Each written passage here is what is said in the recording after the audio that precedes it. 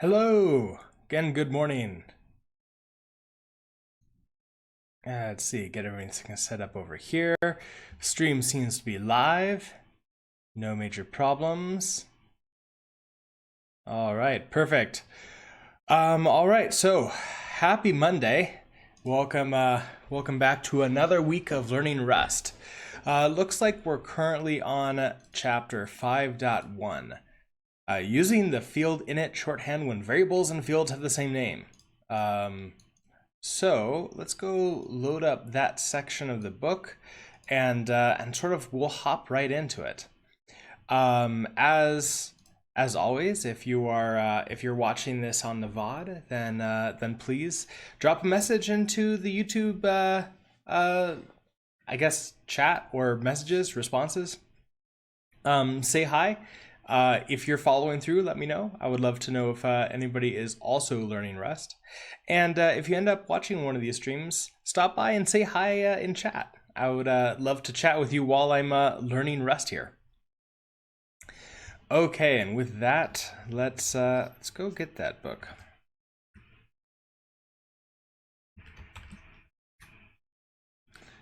Rust book. All right, 5.1, and we want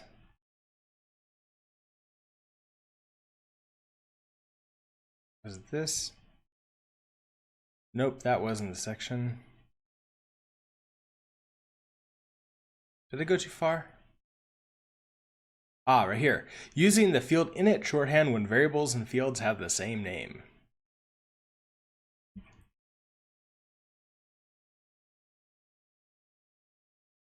All right, perfect.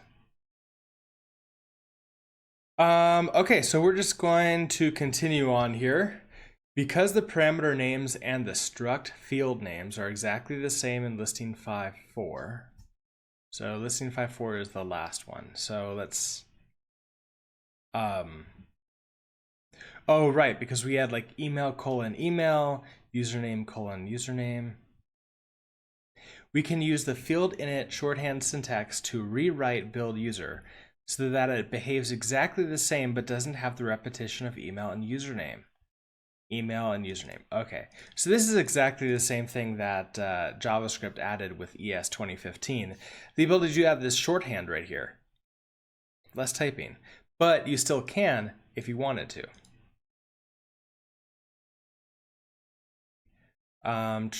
Here we're creating a new instance of the user struct, which has a field named email. We want to set the email's field's value to the value in the email parameter of the build user function. Because the email field and the email parameter have the same name, we only need to write email rather than email colon email.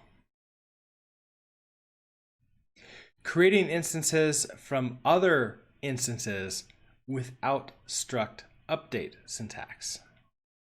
Oh man, these sections are a mouthful. It's often useful to create a new instance of a struct that uses most of an old instance's values, but changes some. We do this using struct update syntax. First, listing 5.6 shows how we create a new user instance in user 2 without the update syntax. Okay, so here's 5.6. We're creating a new user instance in user 2 without the update syntax. Okay, but we'll right, so we're just passing everything. So we pass a new string, pass a string, user1.active, user1.assign an account. So we're pulling some of these from user1, even though this could probably just be true. But otherwise use the same values from user1 that we created in listing 5.2. Using struct update syntax, we can achieve the same effect with less code as shown in listing 5.7. The syntax ... specifies that the remaining fields not explicitly set should have the same values as the fields in the given instance. Okay, so here we have email and username are different, and then This sort of reminds me of a spread type operator. And I'm trying to determine, is this like an overuse of dot dot? I can see this being related to the way it was used in an array. So I'm not completely sure, but it's definitely something to get used to, but not that big of a deal. Let's see. The code in listing 5.7 also creates an instance in user 2 that has a different value for email and username, but has the same values for the active and sign-in count fields from user 1. Now, if I had a reference inside of this object, would it be exactly the same reference, or would it be like recreated? No, it would have to be the same reference. So, yeah. It's just gonna, if it's something that's on a stack, it's gonna copy it over to a new section. But if it's something in the heap, it's just gonna put a reference to it. All right, that sounds good. Tuple structs without named fields to create different types. We can also define structs that look similar to tuples, which were discussed in chapter 3, called tuple structs, that have the added meaning the struct name provides, but don't have names associated with their fields. Rather, they just have the types of the fields. Tuple structs are useful when you want to give the whole tuple a name and make the tuple be a different type than other tuples, but naming each field as in a regular struct would be verbose or redundant. Just from that description, it's a little bit, I mean, like if I'm not, don't go any further, I'm not completely sold on why I would want this structure. Like, first of all, I can all, like, everything has a name just because of well, variable names. But I think that what it's saying is I can basically set them as a unique type, like a not normal tuple type, but whatever I want it to be. And then the compiler will watch for that and yell at me if I don't follow it. So I get the type safety of, well, the type system, but I kind of like only get my own, I still use tuples because that's what they are. To define a tuple struct, you start with the struct keyword and the struct name, followed by the types in the tuple. For example, here are definitions and usages of two tuple structs named color and point. So yeah, we're still using this struct here, and then everything else is just follows by. So this is now the type color, but it's still a tuple. So if I create like black or origin, all right, it's just new color essentially. And now I think I'll have to do like colon color for that. They don't have this right here, and I do want to play with that just to make sure I fully understand. So let's go jump into the code. We're in chapter 5. No such direct. Okay, well then let's take chapter 5. And inside of here, actually we can just do cargo new binary. I'll call this structs. Tuple struct.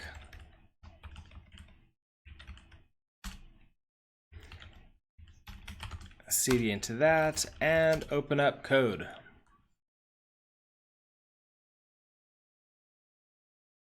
Okay, so what I want to do is basically I just want to have a function that's going to, I don't know, return something to deal with it.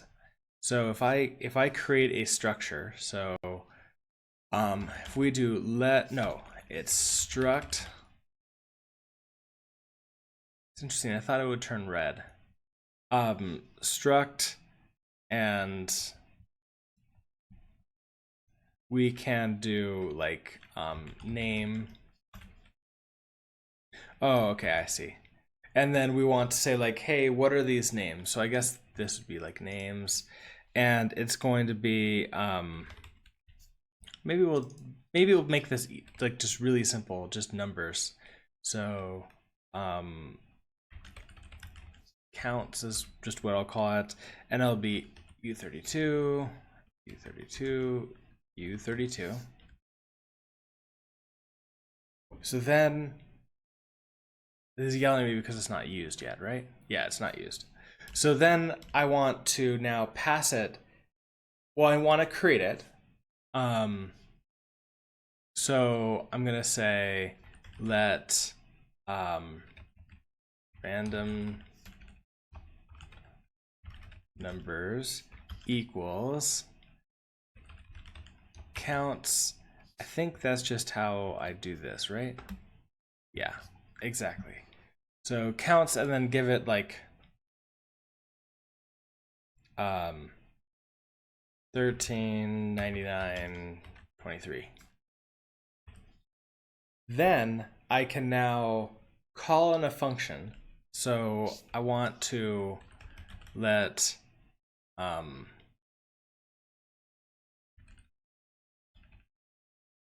all R1 equals, and we're going to call a function that's convert to 1, and we're going to pass in the random numbers. And then finally, we're going to print line all R1. And I think I read that, I think Danny was telling me in a comment from one of the last YouTube videos, the streams, that I can debug with something similar to this. I can't remember if it's exactly like this or question mark colon or if it's another symbol, but we had sort of like a problem where we couldn't properly print it out because it was, oh, that's just an array or that's a list. You can't do that. So we'll do R1. And now we get to write these functions. So function convert to 1 is going to take in a, I think I'm just going to call it a tuple that takes in a counts. And it's going to return counts.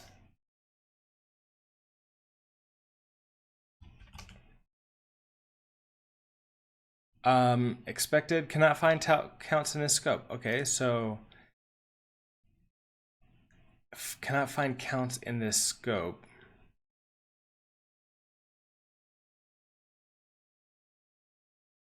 Interesting, that's not exactly the error message I would have expected to see.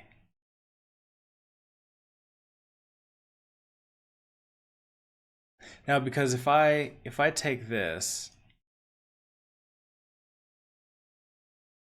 because we passed random numbers. So if I say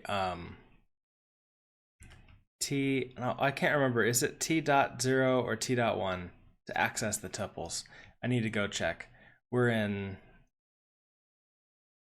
let's go back to chapter 3, data types.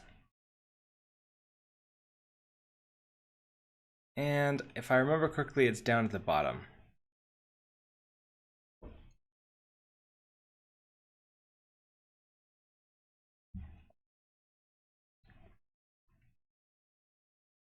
Okay, tuples.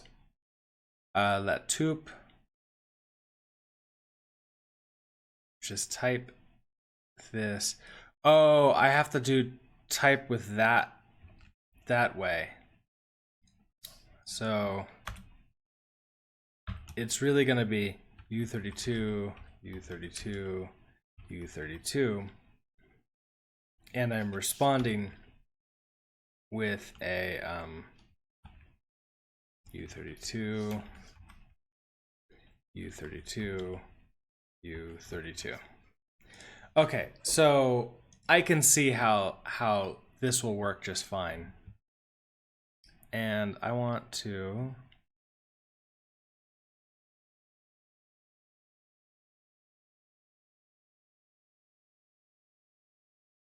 I mean, in this way, I can see this being pretty easy by just saying like, let A, B, C equals T. And that's destructuring there for that. Doesn't like expected tuple found just empty. Wait, is that okay? That's not for this line. That's for the entire function. So then what I really want to do is return. Can I just do this and just have like 1, 1.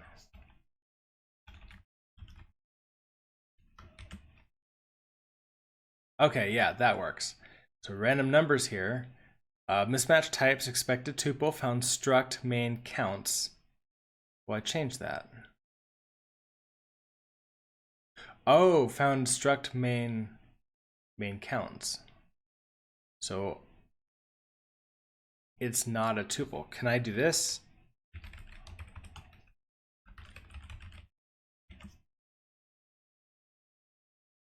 Fail to resolve use of undeclared type or module main.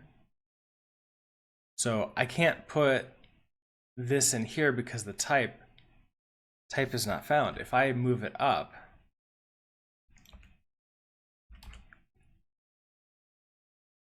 and just have counts, will that work?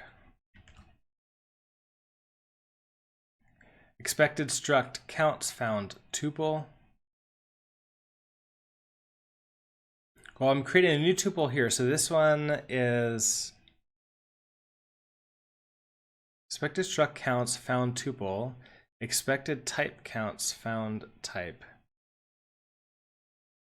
So I think because this is counts, it doesn't want me to pull this out quite like that.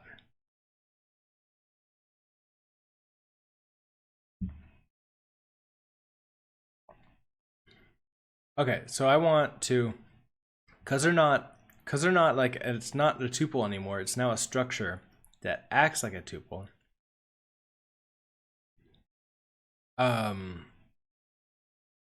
Okay, so I can still do x at 0, x at 1. That's what I'm gonna do. Because I don't have like numbers or anything for this, so I wonder if I can do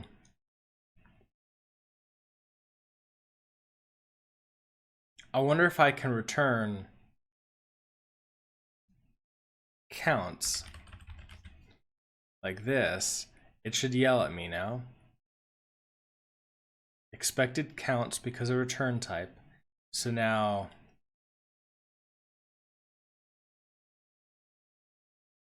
I want to return t dot, well, I want to state t dot 0 equals 1, t dot 1 equals 1, t dot 2 equals 1. Return t. Counts doesn't implement standard format debug. Oh, so it attempted to do this, but because I didn't implement debug, it can't actually display that. Now, if I put this back as just a standard tuple of u32, u32, u32, I believe that I can just do 1, 1, 1 like that. Of course, you're being unused. I don't care. Ignore. So let's run this and see what that debug is like. So cargo run. Oh, and it gives us the full contents of it. So that's exactly what the debug does for us. So that is nice. Thank you, Danny, for showing me that.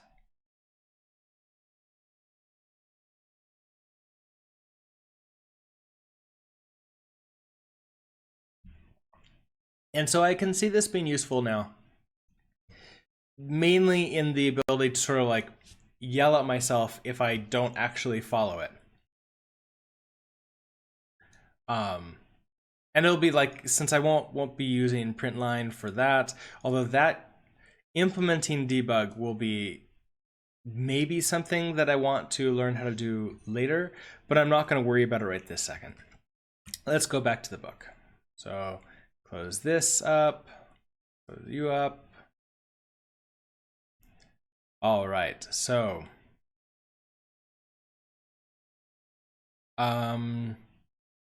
note that the black and origin values are different types, since they're instances of different tuple structs. Each struct we define as its own type, even though the fields within a struct have the same type. For example, a function that takes a parameter of type color cannot take point as an argument, even though both types are made up of 3 i32 values. Otherwise, tuple struct instances behave like tuples. You can destructure them into their own individual pieces, and you can use a dot followed by the index to access an individual value, and so on. Unit-like structs without any fields. We can also define structs that don't have any fields.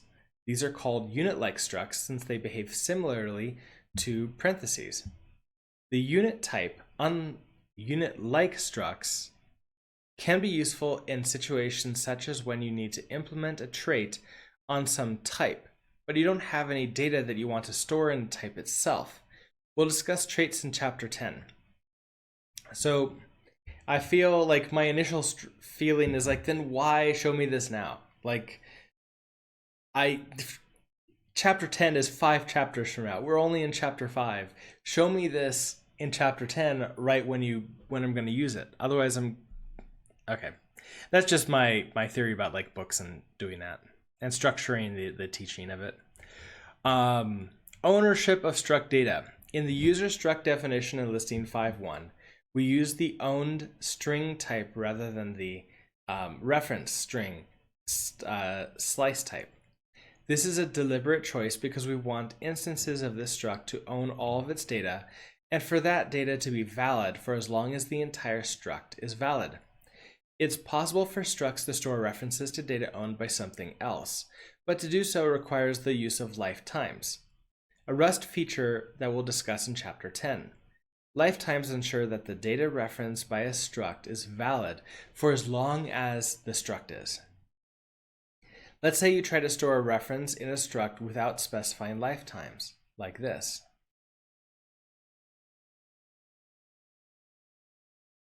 Okay, so we have our struct user. Username is a reference to a stir.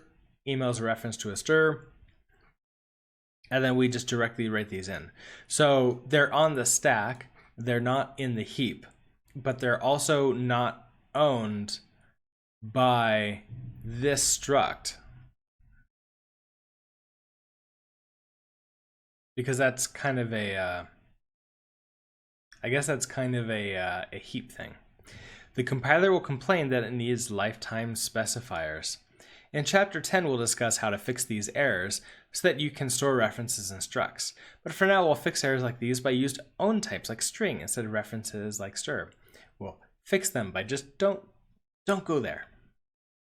Oh, and that's the end of part 1. So let's move on. 5.2.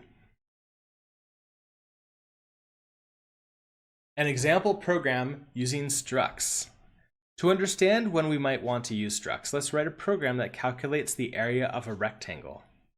We'll start with single variables and then refactor the program until we're using structs instead. Let's make a new binary project with cargo called rectangles that will take the width and height of a rectangle specified in pixels and will calculate the area of the rectangle. Listing 5.8 shows a short program with one way of doing just that in our program source main rs. So we will be doing this. Let's sort of see what they're doing here first. Okay, so they're not sort of like taking anything else. We're hard coding what the width and height are. And then it's just width times height. So, and we're calling area. Oh, it's sort of interesting. I hadn't seen them do the multi-line style, but it makes sense. Okay, so let's do this. And it looks like we're gonna do it mainly like to begin with the way we like initially might do it without knowing structures, and then we're going to refactor it, I believe. So let's come back here. Cargo, new binary rectangles. CD rectangles and code dot. I want you to go away and you go over there. Okay, so we're going to do exactly the same thing that they sort of did, except we're going to use active recall, which is a method of learning where we sort of review their code. We know everything else about the code that we need to know. Let's just try to do it without reviewing it. So we're going to have our height is going to equal to, I think we can do something like 15. We don't know what these units are. Let width equals to 23. And we're going to want to print the area out. Now they all did it together, but I think what I would want to do is say let the area equals calculate area, and we're going to pass in height and width. Now I remember back when I was trying to do one of the chapter 3 exercises, I believe that I tried to like pass these in like some kind of structure, which would have made it a lot easier. It looks like we're about to do that. Now, of course, it's saying we can't find this area. I don't care. I'm going to continue on with our now print line, and we can say the area is and area. But now we're going to create a function, calculate area, that's going to take in an height, which is an unsigned 32, and a width, which is an unsigned 32. And we're going to return unsigned 32. And we're just going to return the height multiplied by the width.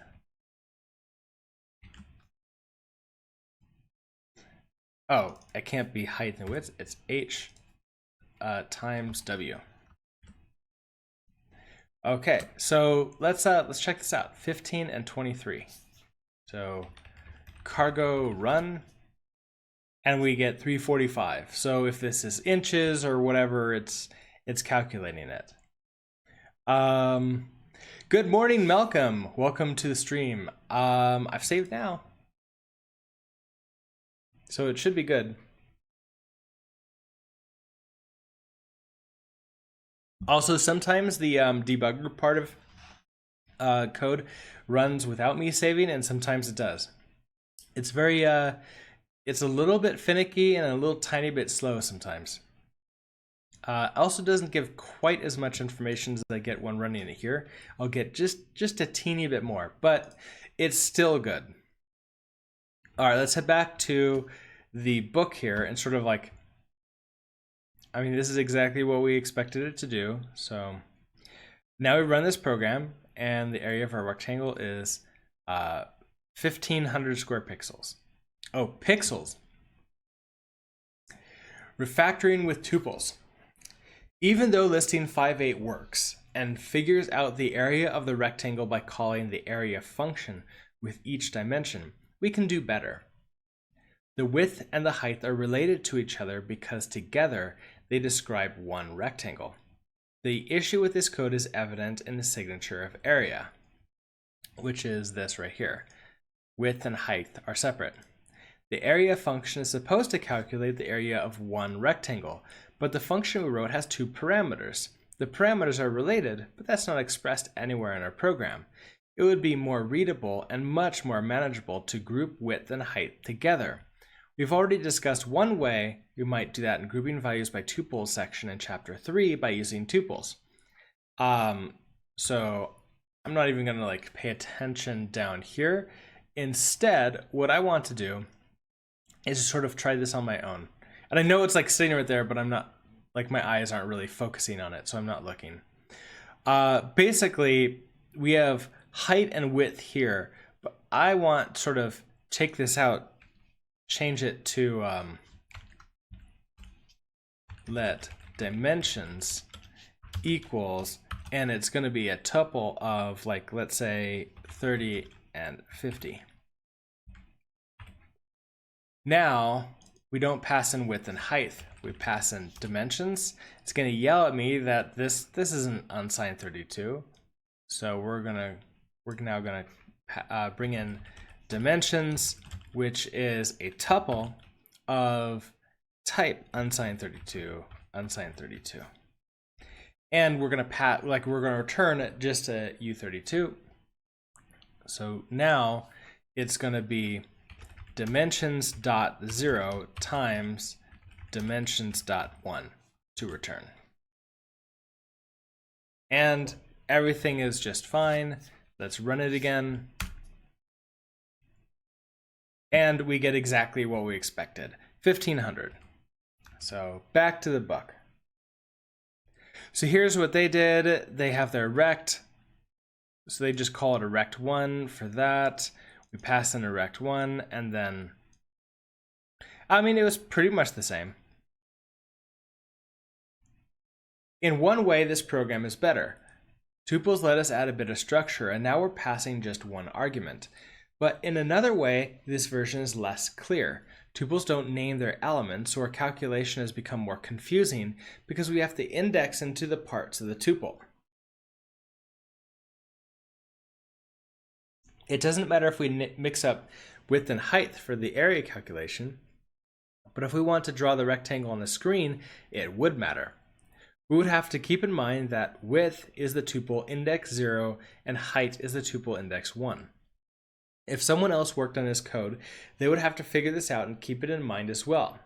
It would be easy to forget or mix up these values and cause errors because we haven't conveyed the meaning of our data in our code. Refactoring with structs, adding more meaning. So before I even read that section, let's go ahead and just try to implement this. So I'm gonna add that in here. So let's now create a structure for this. Hello Felix, good morning, welcome to the stream. And Malcolm asks, so are tuples like arrays? I assume you mean arrays in JavaScript. Let's just say yes. The idea is that they're just a listing of things and they can be of any type we want, but we can't change them. So they're like, if this position of this tuple is always going to be an unsigned 32 because that's what I set it to be. I can't put anything else in this position in the tuple.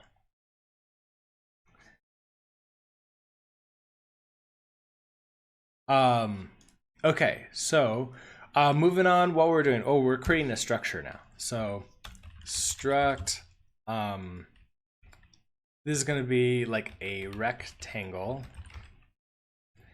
and I can't remember if is it square brackets or curly or parentheses.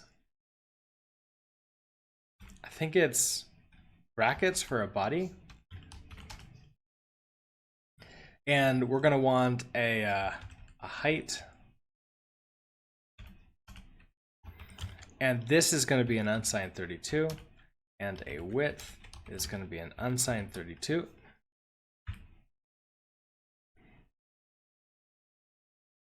And then we want to create a new rectangle.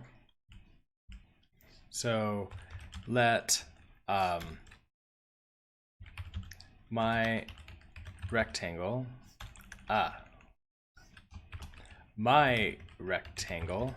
equals rectangle, and then we're going to pass it in height of like 30, width of 50,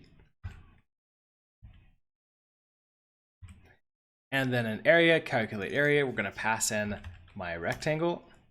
And here's where we're going to have to change it here. So instead of dimensions, we're going to have to call it a rectangle.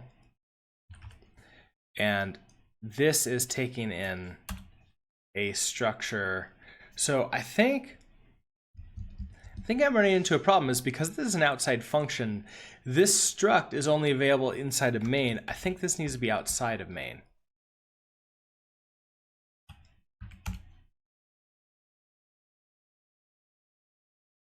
Expected item found. Do I not use semicolons in structures? Okay, so this is going to be a rectangle, type rectangle, and we're going to still pass back an unsigned 32. So this changes yet again, and now we're going to be rectangle dot height times rectangle dot width. There's an extra comma on line 3. Yes, there is.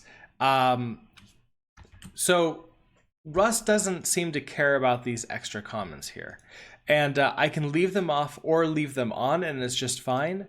And I think one of the main reasons to do this is in GitHub or Git, when you're adding new lines, it won't mark this one as deleted and re-added with a comma.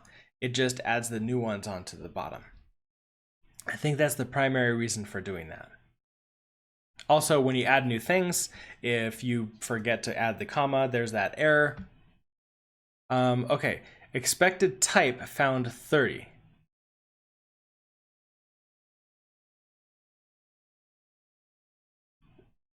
So why is it expecting type found 30? Expecting a type here because of type ascription. Well, this one I want to say is structure rectangle height width. Is that. So why are you yelling at me? Instantiate rectangle with curly brace, not round brace. Oh, okay.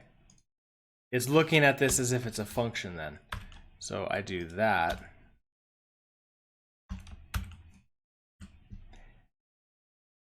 And then everything's fine. All right, thank you, Felix. So let's go ahead and execute this. Cargo run. And area is 1500, exactly as we expected. So this is all fine. Back to the book.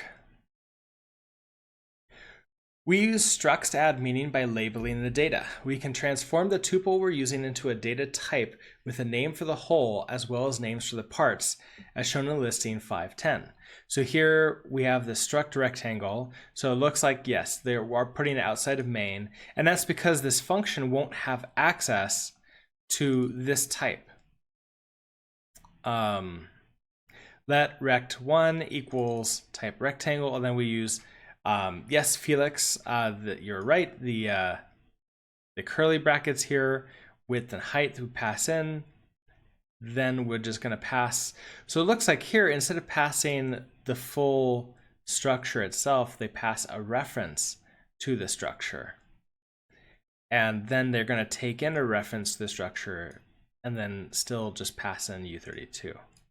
Which, I mean, it still works exactly like the way we want it to here. It's just the type is now a reference to it instead of not a reference. Here we've defined a struct and named it rectangle. Instead of the brackets, we define the fields as width and height, both of which have a type U32. Then in main, we create a particular instance of a rectangle that has a width of 30 and a height of 50. Our area function is now defined with one parameter, which we've named rectangle, whose type is an immutable borrow of a struct rectangle. Rectangle instance. As mentioned in chapter 4, we want to borrow the struct rather than take ownership of it. This way, main retains its ownership and can continue using rect, which is the reason we use the ampersand. Okay, so that's a really good point, that at this point of time, right down here, my rectangle is no longer viable. It's essentially gone because I gave ownership to calculate area.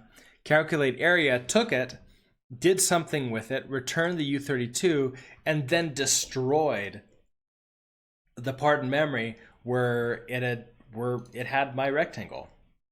So what I would want to do is pass in a reference to it. So that way, I'm not really sending in rectangle, I'm just lending or borrowing my rectangle and passing it into area there, or calculate area.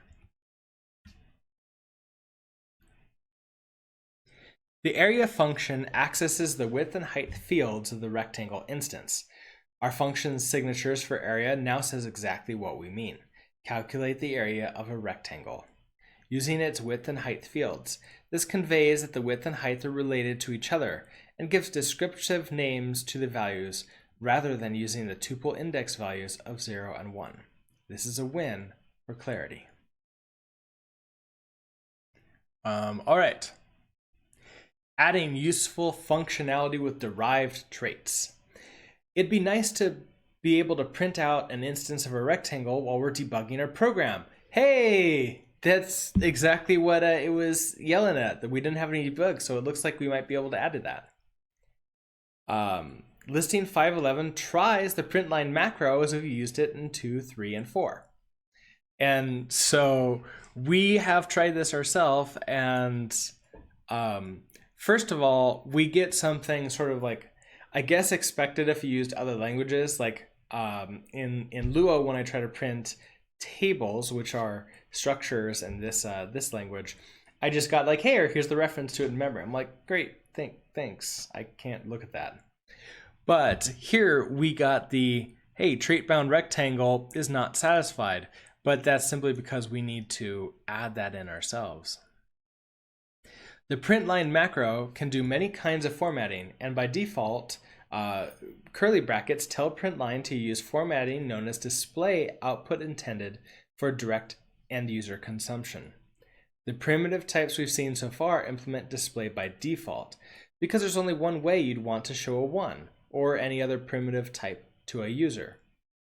But with structs, the way Printline should format the output is less clear, because there are more display possibilities. Do you want commas or not? Do you want to print the curly brackets? Should all the fields be shown? Due to this ambiguity, Rust doesn't try to guess what we want, and structs don't have a provided implementation of display. If we continue reading the errors, we'll find this helpful note. Rectangle cannot be formatted with the default formatter. Try using :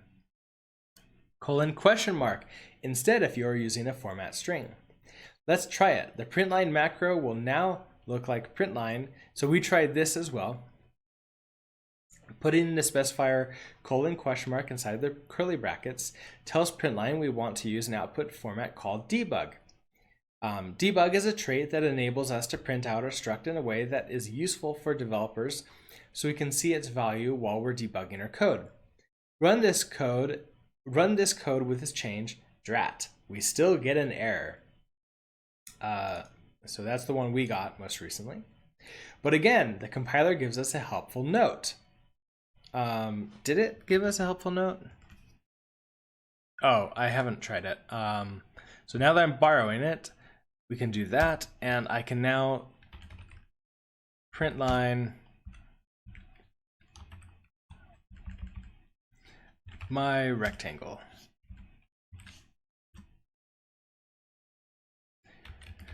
Cargo run. So the trait standard format debug is not implemented for a rectangle. Required. I feel like the naming of this error versus the book is slightly different. Let's put this over here. The trait bound rectangle. So we don't have like the trait bound rectangle. Rectangle cannot be formatted.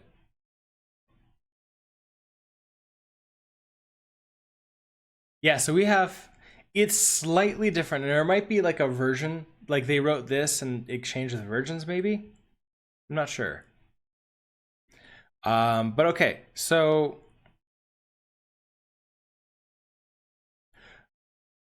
Rust does include the functionality, I'm going to make this full screen again, to print out debugging information, but we have to explicitly opt in to make that functionality available for our structure. To do that, we add the annotation hash square brackets derive, that looks like a function, and pass it in the structure debug. I'm assuming that debug is a structure because of the capital D. Just before the struct definition, as shown in listing 512, or it's something else, like debug, like maybe there's some other thing with capitals. Okay, so what do they mean by this? So struct rectangle, oh, right here. So we add this as a comment essentially right before struct. Okay, so let's do that. It's a macro. Oh, interesting. Well, let's put this in here. So here's our struct. We're going to add in this. Interesting that it didn't. I'm not sure if I like the color of this. I might want to like find something that changes that just slightly. It's very close to these other lines of code. But now, if I run this, now we get rectangle height 30, width 50. So that's kind of what we wanted here. So that's really awesome. Also, thank you, Felix, for letting me know. It is a macro, which is, I guess, derive is the macro. Then this other syntax is a little bit odd. Let's go back to reading this. Now when we run the program, we won't get any errors and we'll see the following output. Nice, it's not the prettiest output, but it shows the values of all the fields for this instance, which would definitely help during debugging. When we have larger structs, it's useful to have output that's a bit easier to read. In those cases, we can use colon hash question mark instead of colon question mark in a printline string. Okay, so let's try that. Colon hash.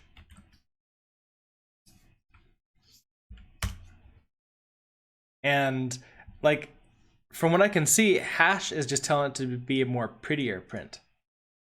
So it prints it out with nice little tabs or spaces in here, makes it a little bit easier to read.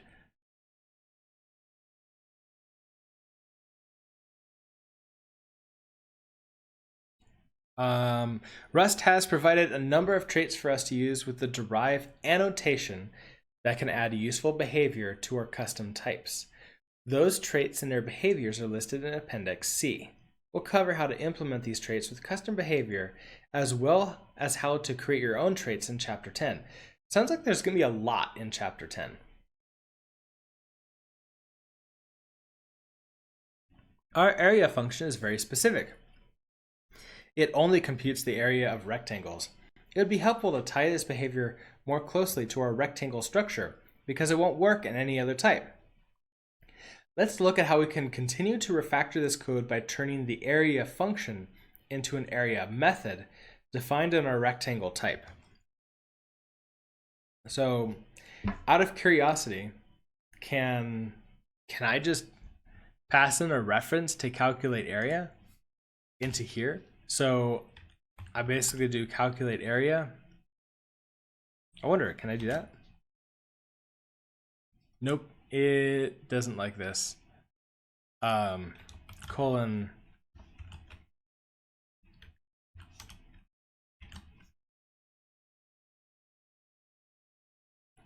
expected type found function. Okay, so I am not going to worry about that for the second. I could do a lot of guessing, but it would be better for me to just read the book and have it tell me out right next.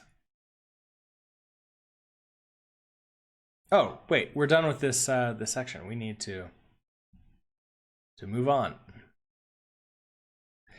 Method syntax. Methods are similar to functions. They're declared with a function keyword and their name. They can have parameters and a return value, and they contain some code that is run when they're called from somewhere else. However, methods are different from functions in that they're defined within the context of a struct or an enum or a trait object, which we cover in chapters 6 and 17, respectively. And their first parameter is always self, which represents the instance of the struct the method is being called on.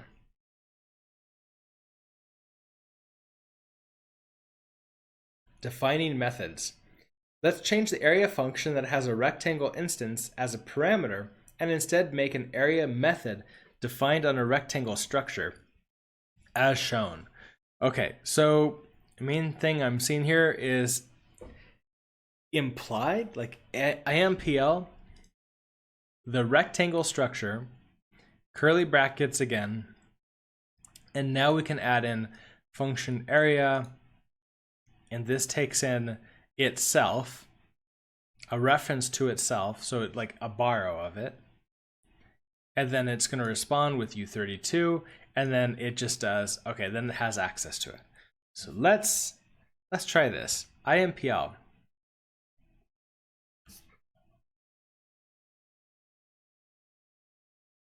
So I am going to first comment out this function, and we're going to do IMPL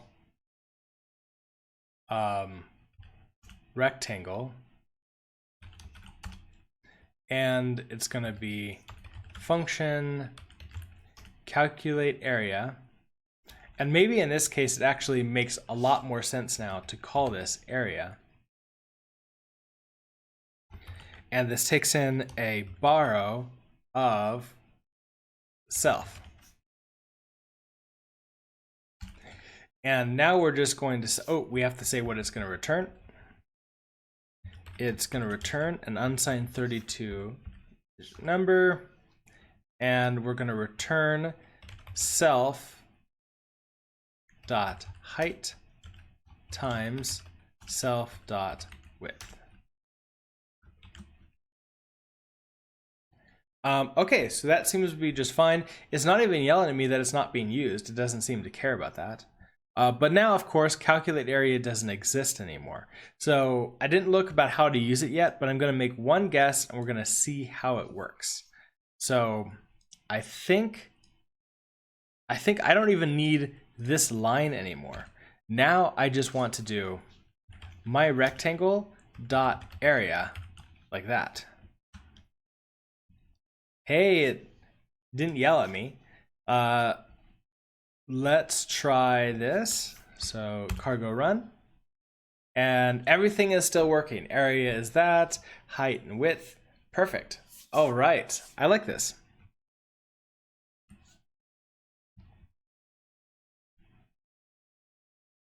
So now, yeah, rect1 dot area. So exactly what we thought. To define the function within the context of rectangle, we start an implementation block. Then we move the area function within the implementation curly brackets and change the first, and in this case only, parameter to be self in the signature and everywhere within the body. In main, where we call the area function and pass to rect1 as an argument, we can instead use method syntax to call the area method on our rectangle instance. The method syntax goes after an instance. We add a dot followed by the method name, parentheses, and any arguments.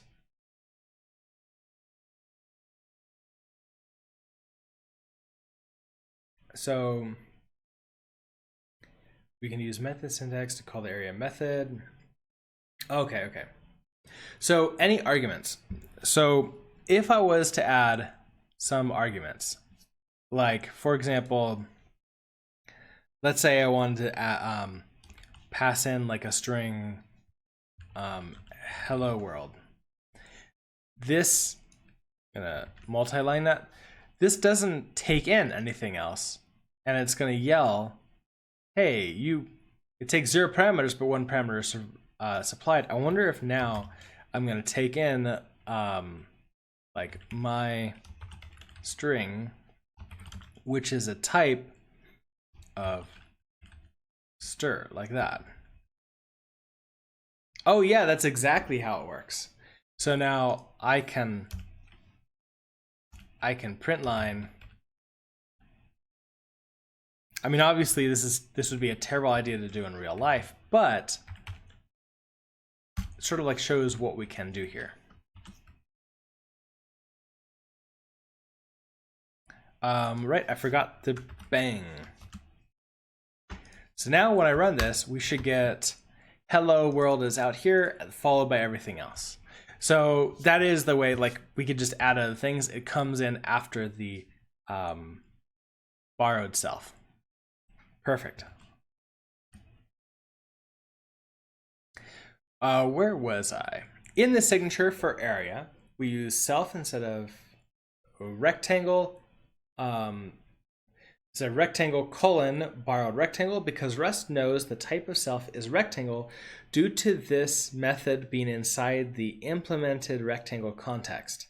Note that we still need to use the ampersand before self, just like we did in borrowed rectangle. Methods can take ownership of self, borrow self immutably as we've done here, or borrow self mutably, just like any other parameter. Wait, I can borrow it mutably and then change it? That's interesting. We've chosen borrowed self here for the same reason we used borrowed rectangle in the function version. We don't want to take ownership, and we just want to read the data in the structure, not write to it. If we wanted to change the instance that we've called the method on as part of what the method does, we'd use ampersand mute self as the first parameter. Having a method that takes ownership of the instance by just using self as the first parameter is rare. This technique is usually used when the method transforms self into something else, and we want to prevent the caller from using the original instance after the transformation.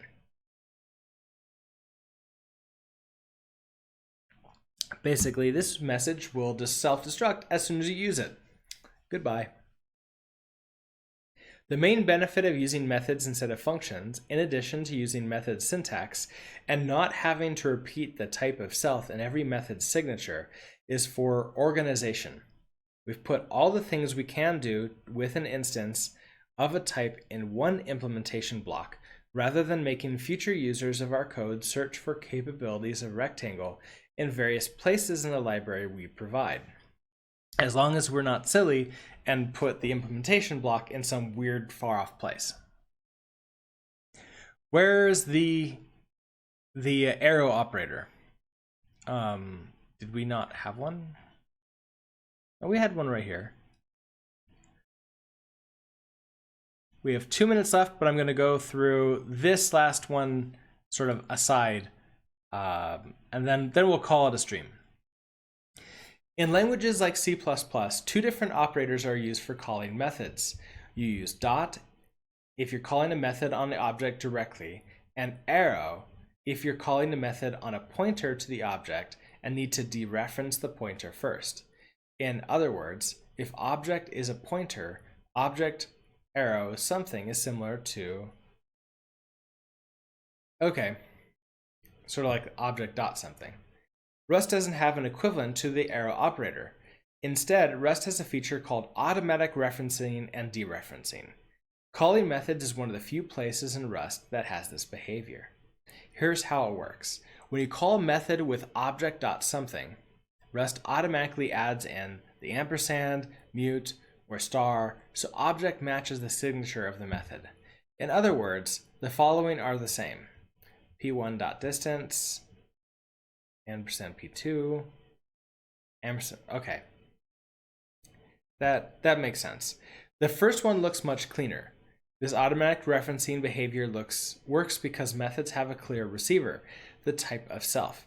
Given the receiver a name of a method, Rust can figure out definitively whether the method is reading borrowed self, mutating self, or consuming self.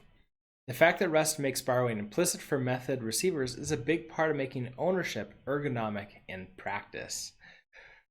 Yeah, so I'm actually not used to like using arrows in this way, but I think it's because it's C++ and I've not used C++ before, just C itself. So there might be some other things that they assume that I might know that I don't know, but I won't worry about that right now. For right now, let's go ahead and update methods with more parameters. It's going to be our next section. We're on chapter 5.3. Let's go ahead and update this. Before I forget,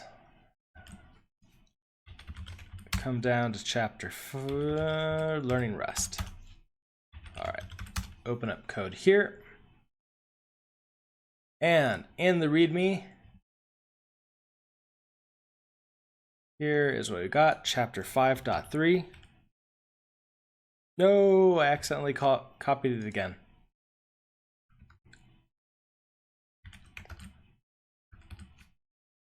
There. Methods with more parameters. And we have the code that we added in here. So let's go ahead, add all of these. Save our README. And add that as well.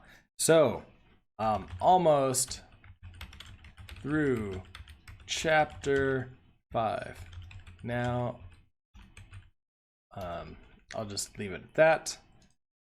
Get that and send it on up to GitHub so I don't forget to send it on up later. I have a link to this code in the description of the stream. So if you want to go sort of take a look at what I've got written down or this rectangle code that's right up in there, if you're sort of following along and learning, I would love to hear about that. So leave a comment in the video. Thank you for stopping by and watching live. I am planning on continuing tomorrow and the rest of this week for warming up with Brooks and going through the Rust book. And I realize that I think part 13 is correct today. Anyways, with that, it's time for me to get on the rest of my day, and I hope that you guys have a great day as well. I'll see you next time.